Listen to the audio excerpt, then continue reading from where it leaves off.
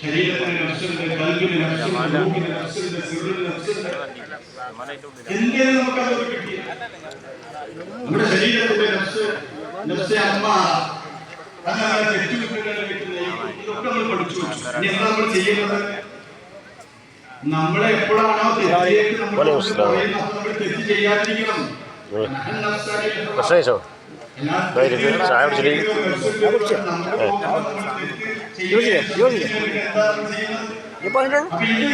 ഞാൻ സിദ്ധി ഉണ്ടായിരുന്നു. ഞാൻ സിദ്ധി മാണിക്ക സിദ്ധി പിന്നെ അവിടെ ഉണ്ട്. അഞ്ചാരപ്പോ നിങ്ങൾ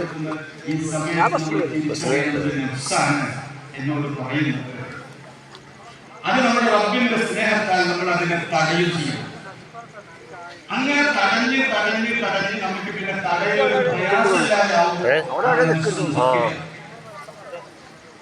അല്ലെങ്കിൽ അത് വലിച്ചുകൊണ്ടുവന്നൊക്കെ നമ്മൾ പോയി നഫ്സാമാനം ഉണ്ടെന്ന് പറഞ്ഞോട്ട് കാര്യമില്ല. നമ്മളതിനെ തടുക്കണം. ഞാൻ ചെയ്യില്ല, എന്റെ റബ്ബിന് ഇഷ്ടമില്ല.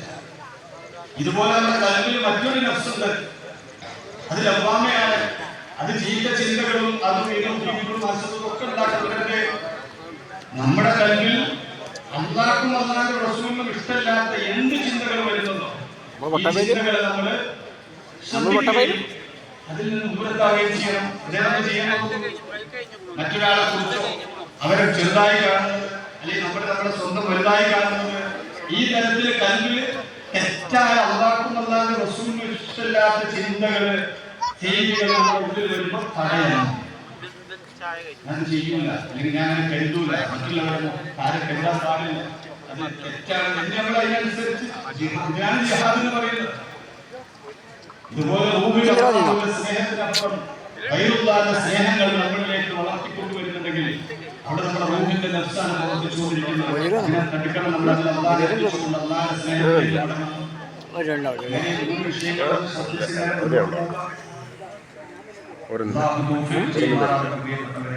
ഇവരെ വിഷയങ്ങൾ നമുക്ക് പൊതുവായി പറഞ്ഞു തരാം.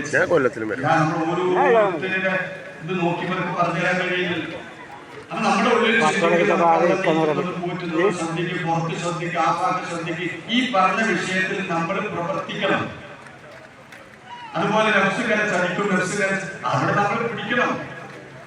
ഇതിനല്ലേ നമ്മൾ പരിശ്രമം എന്ന് പറയുന്നത്. നിങ്ങൾ പരിശ്രമിക്കുന്നുണ്ടായിരിക്കും, ഞാൻ ഇല്ലാന്നല്ല പറയുന്നത്. പക്ഷെ ഒന്ന് ഉണർത്തുകയാണ് പ്രിയപ്പെട്ടവർ. ഈ സുലൂക്കിൽ നമുക്ക് ഒരുപാട് മുന്നേറാനുണ്ട്. ഈ മഹാന്മാരെ നമ്മൾ സ്മരിക്കപ്പെടുന്ന ഈ മഹാന്മാരൊക്കെ ഇങ്ങനെ മുന്നേറിയവരല്ലേ? അവരൊക്കെ നമുക്കിടയിൽ ജീവിച്ചതല്ലേ? അവരൊന്നും ഒരിക്കലും ആ നിലക്ക് നിന്നോട് പെരുമാറി പോകുന്നില്ല.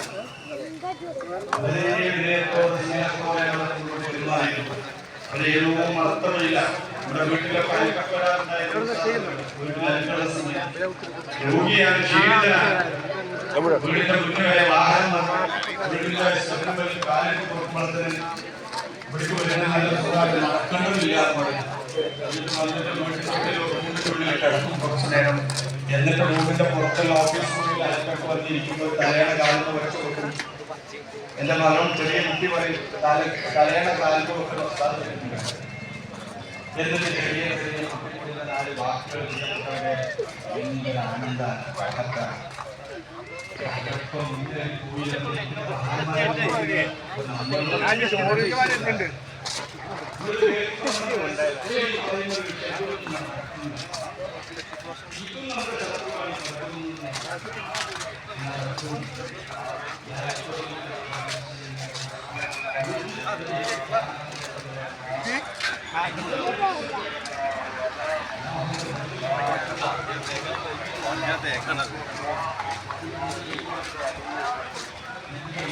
അപ്പുറം